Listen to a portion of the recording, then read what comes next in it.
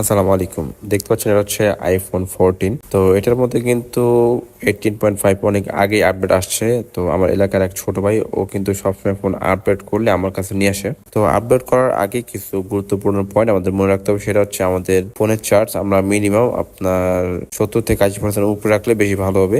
তাহলে দেখা গেছে আমাদের ফোনটা গরম কম হবে। তারপর আমাদের ফোনের যে আছে ফ্লাই মোড, সেটা আমরা চালু করে রেখে দিয়ে আমাদের ফোনের ওয়াইফাই দিয়ে আমরা ফোনটা আপডেট করব। দ্বিতীয় হচ্ছে ফোনের কাভারটা খুলে রাখবো আর ফোনটা ঠান্ডা জায়গায় রাখার চেষ্টা করব। আর ট্রাই করব যে যেই জায়গায় আমাদের ওয়াইফাইটার সিগন্যাল আর কি বেশি ভালো হবে সেই জায়গায় আমরা ফোনটা আপডেট দেওয়ার চেষ্টা করব। কারণ দেখা গেছে ওয়াইফাই সিগন্যাল যদি ঠিক মতো না হয় তাহলে কিন্তু ফোনটা আপডেট হতে অনেক সময় লাগবে প্রচুর পরিমাণে, আর এতে কিন্তু ফোন অনেক সময় গরম হয়ে যায়।